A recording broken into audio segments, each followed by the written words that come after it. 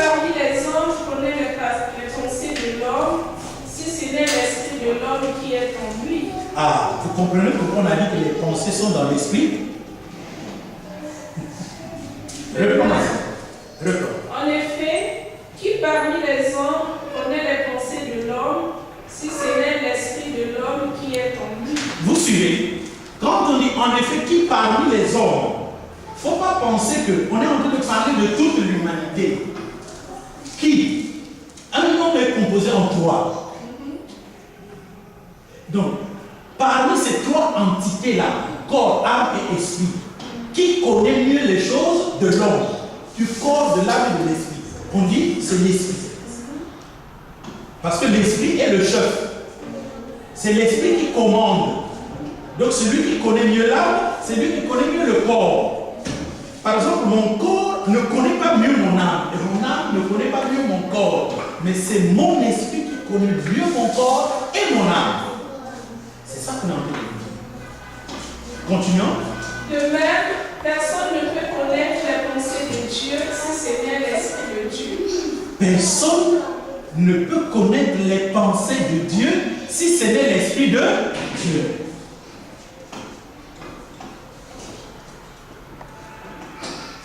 Continuons.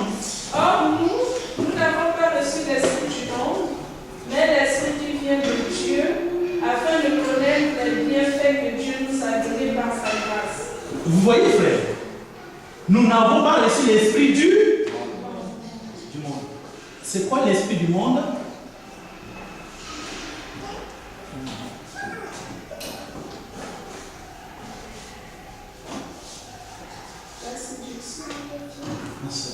L'esprit du monde. Oui, pas. Satan. Mais quand on dit celui qui est en nous est plus fort que celui qui est dans le monde.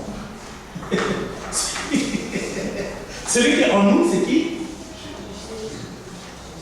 Jésus encore, il est sur les trônes. L'Esprit Saint. Voilà. Vous devez comprendre ça. L'Esprit Saint. Christ, il est au ciel.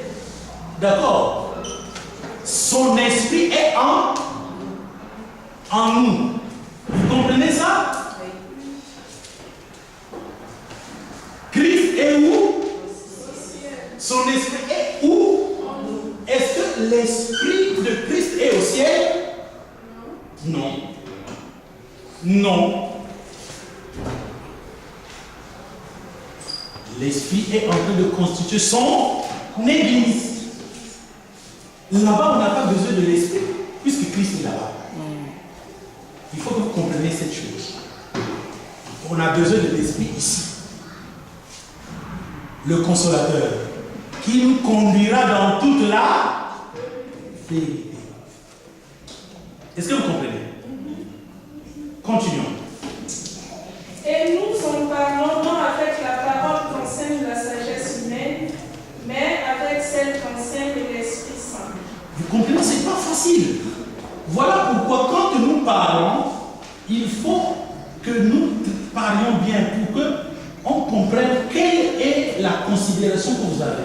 Est-ce la considération du Saint-Esprit ou est-ce la considération de l'homme? Parce que la Bible, il y a des gens qui comprennent ça humainement. Or, il faut comprendre la Bible selon l'Esprit Saint.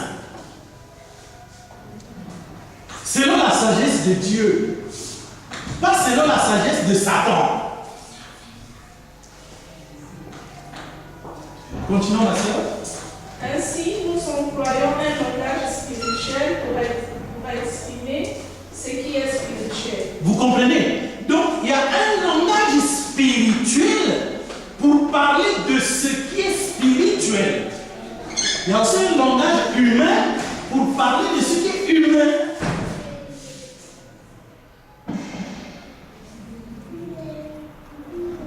C'est pourquoi, frère, quand vous êtes dans une église où il y a trop de mélange, c'est pas facile pour que vous arriviez au niveau où on est dans une unité d'esprit. On est dans une même foi. C'est quand on va arriver dans une même foi que vous allez voir Dieu se mettre à agir. Parce que Dieu tient à ce que nous ayons une même foi. Ma soeur, là, on a terminé. Elle termine un peu.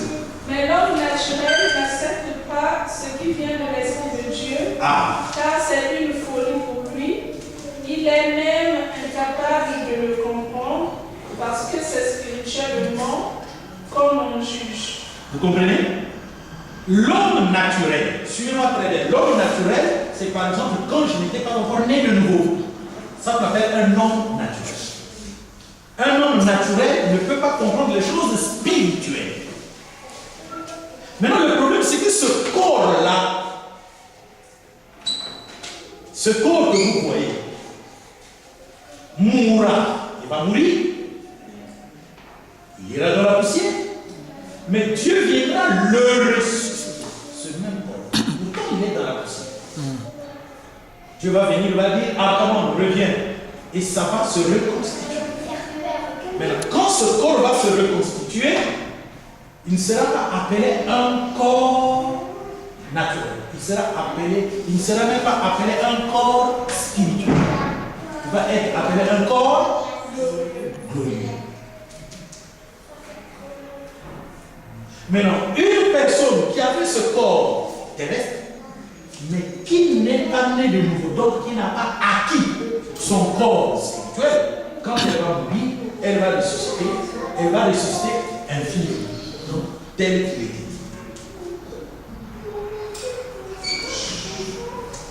Quand je ressusciterai, si par exemple je viens à mourir, et si par exemple toi aussi tu viens à mourir, quand moi je vais ressusciter, quand frère Laurent va ressusciter, quand tu vas ressusciter, notre taille, notre visage, la longueur de notre chevelure, ça sera identique comme Christ. Mais on sait que moi, c'est comment, toi c'est Antoinette, lui c'est Laurent, lui c'est Marie-Noël, Diana, c'est comme ça. Mais on ressemble à Christ. Suivez-moi très bien. On ne sera ni homme ni femme. Quand le corps glorieux se manifeste, il n'est plus masculin ou féminin. Il est comme Christ.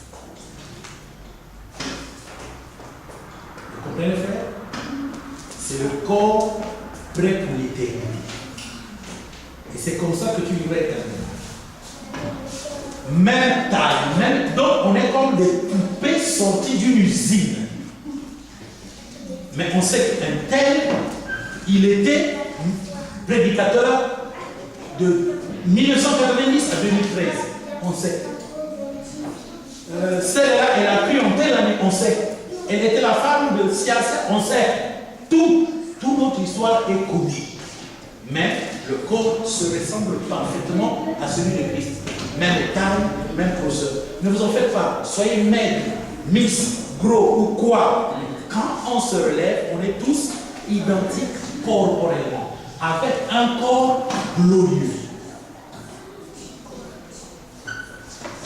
Et c'est dans ce corps-là qu'on vivra dans l'éternité.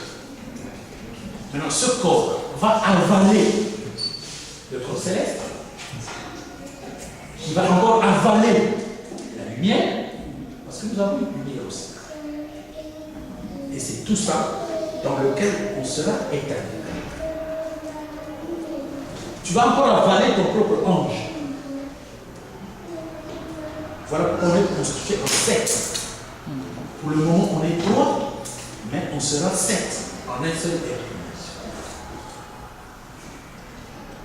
Je ne sais pas si vous savez que tel que tu es là, on peut sortir ton âme, la poser là. On aura des jumeaux entre nous. On entre dans l'âme, on sort de l'esprit, on pose là. On aura un triplet entre nous. Même taille, même chevelure, avec les oreilles tout. C'est comme ça que nous sommes. Mais en âme. On peut sortir, l'âme, on met là. Et de l'âme, on sort de l'esprit, on met là. On aura 3 personnes. C'est ça, ce que Paul dit, que nous sommes, que notre être tout entier soit trouvé et répréhensible au jour de Christ. Esprit, âme et corps. Et lui, il commence par citer l'esprit, parce que l'esprit est pur.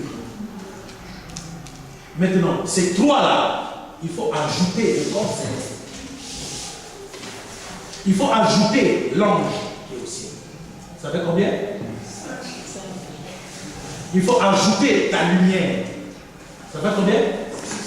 Il faut ajouter l'Esprit sans mesure. Ça fait combien? Voilà ce que nous sommes. Et ça se fait progressivement.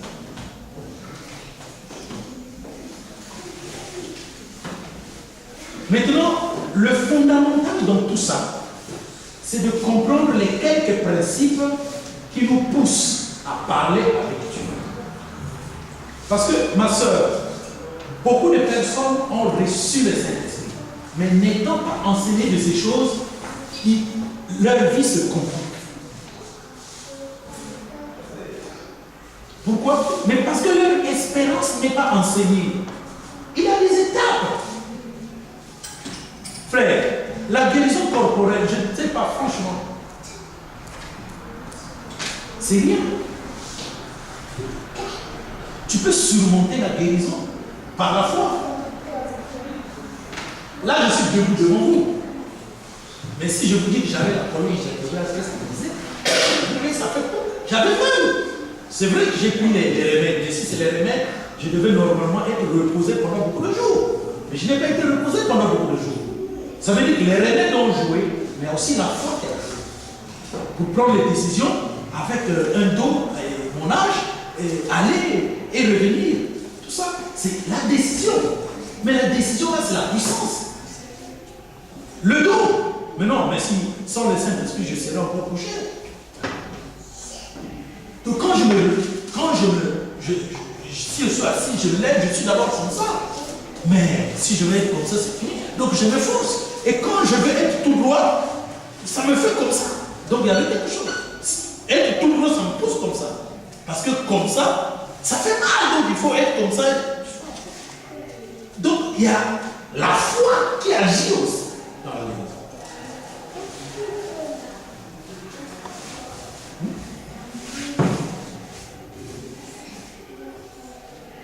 La peur. Quelqu'un qui a peur. Vous avez peur pourquoi? Alors vous avez l'Esprit Saint. Vous comprenez? Donc nous avons reçu l'Esprit de Dieu et non l'Esprit du monde. L'Esprit du monde, c'est Satan. L'Esprit du monde, qui est le prince de ce monde. Mais oui, le mot esprit va aussi le faire avec chef du monde. Or, on vous dit de chasser Satan. Le corps spirituel. Ne le cherchez pas. C'est pourquoi le corps spirituel, c'est l'homme intérieur. Ce que vous êtes en esprit. Ce que vous avez déjà construit. Frère Laurent, Galates chapitre 4, verset 19, avant d'aller dans le corps céleste. Galates chapitre 4, verset 19. Pour compléter sur le corps spirituel.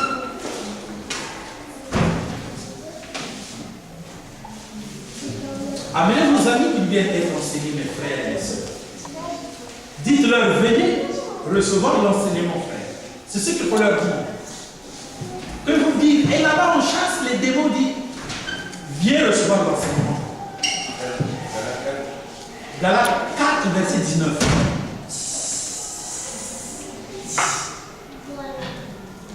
Ainsi est écrit. Amen. Mes enfants, pour qui j'éprouve de nouveau des douleurs dans l'enfantement jusqu'à ce que Christ. Frère, quand vous lisez la parole, ne la lisez pas pour vite finir. Lisez doucement. Mes enfants, pour qui j'éprouve de nouveau les douleurs de l'enfantement jusqu'à ce que Christ soit formé en vous. Si vous lisez, c'est comme ça qu'il faut méditer la parole. Vous ne comprenez pas que chaque chose là vous fait réfléchir. Assois-toi, que Dieu te bénisse. Mes enfants, c'est qui parle? C'est Paul. Il parle à qui? Aux Galates. Les Galates sont une église, n'est-ce pas? Donc, les Galates sont nés de nouveau, n'est-ce pas? Voilà. C'est comme ça que vous devez réfléchir. Donc, un apôtre dit à une église, mes enfants. Est-ce que c'est normal?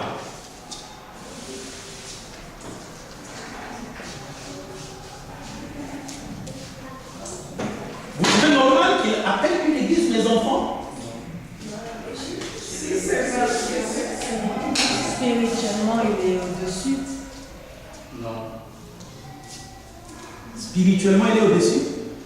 Il a atteint il a un niveau élevé. Non. Parce qu'il c'est lui qui a posé le fondement de l'église. Oh oui, mais ici, il ne leur écrit pas parce qu'il a posé le fondement. Il y a un problème que vous ne comprenez pas ici.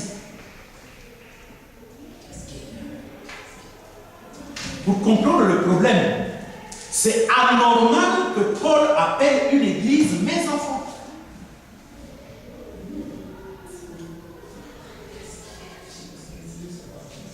Pourquoi? L'église appartient à Christ.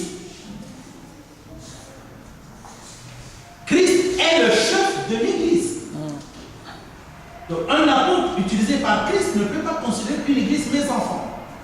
Si l'apôtre considère une église mes enfants, c'est qu'il y a un problème. Le problème, c'est que l'église là n'est pas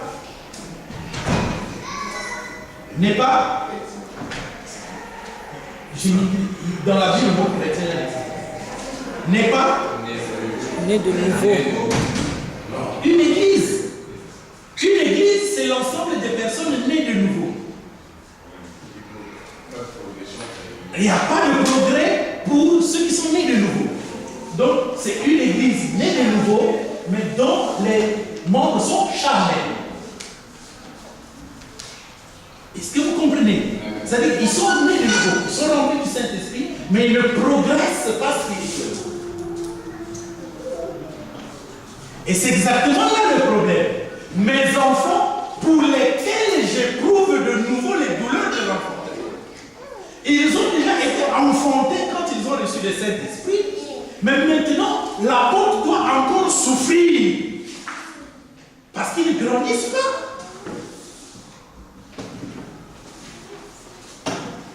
Dans 1 Corinthiens chapitre 3, 1 à 3, les Corinthiens sont considérés comme étant charnels. Pourtant, ils sont une église.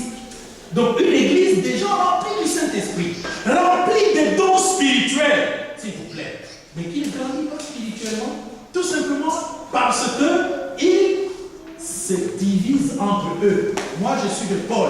Moi, je suis de Pierre. Moi, je suis d'Apollos. Et les uns disent, donc, moi, je suis de Christ. Il dit, en fin de compte, personne n'a raison. Même celui qui dit, je suis de Christ, tu as tort. Je suis de Pierre, tu as tort. Je suis de Paul, tu as tort. Je suis d'Apollos, tu as tort. Je suis d'Apollos. Est-ce que c'est au nom d'Apollos que vous avez été baptisé? Non. Je suis de Paul. Est-ce que c'est au nom de Paul que vous avez été baptisé? Non. Je suis de Pierre. Est-ce au nom de Pierre que vous avez été baptisé? Non. Je suis de Christ. Et qu'est-ce que Christ vient faire dans votre vision? Christ a-t-il bâti une église en dehors des églises bâties par Paul, Apollos et Pierre? Donc ce ne sert pas que vous vous retranchiez dans Christ, vous n'allez pas le diviser. Christ est le chef de l'église. Il n'est pas le chef d'un groupuscule, d'une église divisée.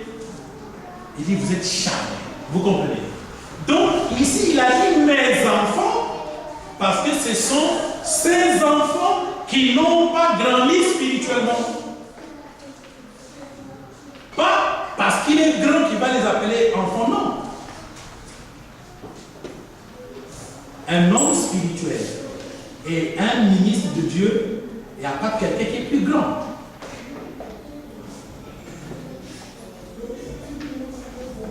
En esprit, c'est comme ça. On a un seul Père. C'est qui? Le Saint-Esprit. On a un seul directeur. C'est qui? Le Christ. Matthieu 23, 1 à 12. Lecture, frère. Lisez-moi la Bible.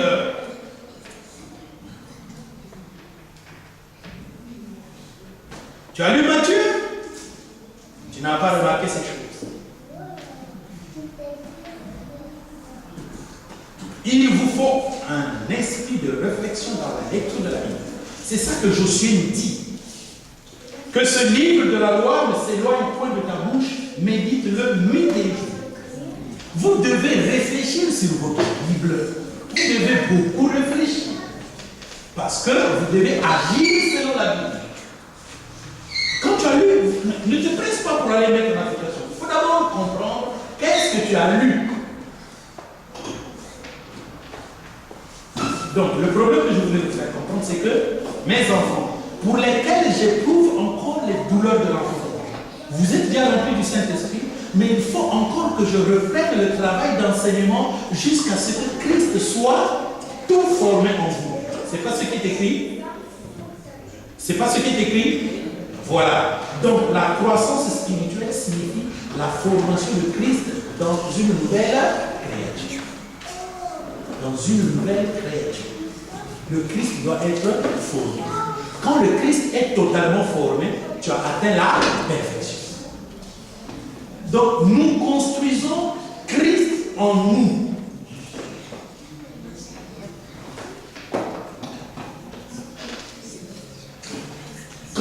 Dès que quelqu'un est né de nouveau, le Christ est encore tout petit, il a encore une sémence. C'est pas vrai? Quand quelqu'un est né de nouveau, le Christ a encore une sémence. Mais cette sémence-là doit produire l'arbre de vie. Vous comprenez? Est-ce que vous comprenez? Quand on est de nouveau, on reçoit le Christ. Le Christ qu'on reçoit a encore la forme d'un grain. On appelle la sémence de Dieu. Maintenant, cette sémence-là doit se développer jusqu'à ce qu'il devienne un arbre de vie. Et quand il deviendra un arbre de vie, alors il commencera à produire les fruits de la vie. C'est quoi les fruits de la vie? C'est les fruits de la vie. Je vous ai pris simplement au mot. C'est quoi les fruits de la vie? Les fruits de l'esprit. Parce que l'esprit, c'est la vie.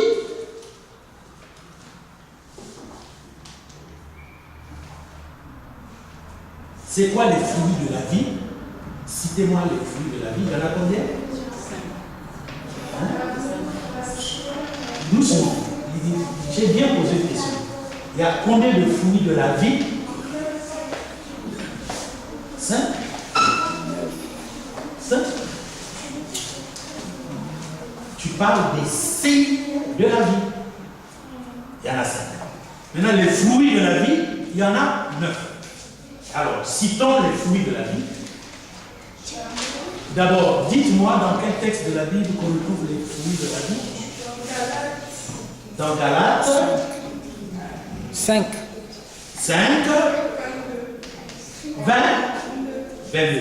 Que Dieu te bénisse. C'est bon. Mais il ne faut pas oublier le verset 23. 22 à 23. Habituez-vous. Tu vois, c'est comme ça qu'on comprend que les gens comprennent. Il y a 9 fruits du Saint-Esprit. Comme le Saint-Esprit c'est la vie, on peut dire qu'il y a 9 fruits de la vie. Donc j'utilise le mot les fruits de la vie pour voir si vous savez de quoi je parle. Et ce dont je parle est écrit. Citons les 9 fruits de la vie. Amour, la joie, la paix, la patience, la bonté, la bienveillance, la foi, la douceur, la maîtrise de soi. Voilà. Donc, quand quelqu'un est vraiment mûr spirituellement, il a beaucoup d'amour. Mais je ne parle pas de l'amour du monde. Ah, vous comprenez, non? Et il a quoi la joie? Je ne parle pas de la joie qu'on a acquis parce que Barça a gagné contre Real de Madrid. Vous comprenez? Je ne parle pas de la joie que tu as après avoir lu le livre Iron Man. Tu vois, il y a la joie de Dieu et il y a la joie du monde. Je ne parle pas de la joie que tu éprouves quand tu as eu ton doctorat. Et après la joie, il y a quoi? La paix. Ah, la paix. Je ne parle pas de la fin de la guerre en Syrie. La paix. La paix de Dieu qui surpasse toute intelligence et qui garde vos cœurs et vos pensées en Jésus-Christ. Voyez la paix de Dieu? C'est comme ça qu'on définit la paix de Dieu. La paix de Dieu qui surpasse toute intelligence. Toute intelligence. Et qui garde vos cœurs et vos pensées en Jésus-Christ. C'est quel verset? C'est quel verset? Philippiens chapitre 4 verset 7. Notez. Philippiens chapitre 4 verset 7. Philippiens. Non seulement tu vas retrouver ça à l'intérieur, frère. Philippiens chapitre 4 verset 7 parle de la paix de Dieu qui surpasse toute intelligence et qui garde vos cœurs et vos pensées en Jésus-Christ. Après la paix vient quoi, ma soeur? La patience. La patience. Ah, il y a une patience de Dieu, il y a une patience du monde. Frère, la patience de Dieu, c'est attendre quelque chose que Dieu a promise, qu'elle s'accomplisse ou pas. Alors cette patience-là ne demeure pas dans ceux-là qui, après qu'il ait demandé quelque chose et qu'il n'ait pas reçu, il fuit l'église. Il y a une patience. La patience-là, c'est la confiance. Ah non, tu m'as fait passer le temps, hein? Tu dois me payer tout mon temps que tu m'as fait passer. Ça, c'est la patience du monde. Il y a une patience de Dieu. Et après, il y a quoi? La bonté. Il y a une bonté de Dieu. Il y a une bonté du monde. La bonté de Dieu va de pair avec la sévérité de Dieu. Ah, la bonté de Dieu, on dit bonté de Dieu et sévérité de Dieu. Ça va de pair. Pour que Dieu soit bon envers quelqu'un, Dieu doit être sévère envers quelqu'un. Or, la bonté du monde, il n'y a pas de sévérité. Et après? La bienveillance. C'est quoi la bienveillance?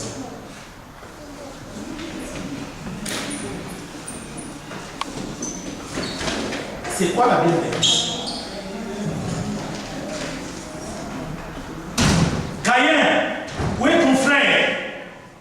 Je ne sais pas. Suis-je le gardien de mon frère?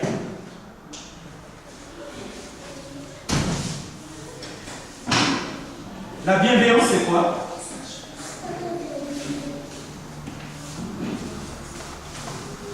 On va avoir la veiller sur les prochains. Oui, frère. C'est veiller sur son prochain. Voilà, la bienveillance. C'est bien veiller sur son prochain. Nous devons veiller les uns les autres à ce que nous puissions grandir spirituellement. Continuons.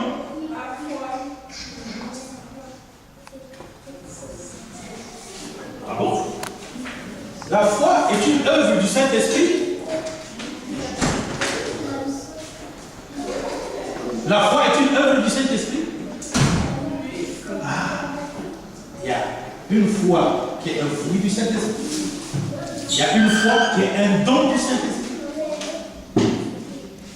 D'accord? Il y a 5 fois. Là, on parle de la foi en tant que fruit du Saint-Esprit. D'accord? Il y a une foi en tant que don. Là, on parle du fruit. Il y a une foi en tant que don spirituel. Il y a la foi qui nous a sauvés, qu'on a reçu nous tous une fois pour toutes. Vous savez qu'on a toutes les personnes qui ont été sauvées ont reçu la foi pour le salut. Jacques, chapitre 1, verset 3. Lecture.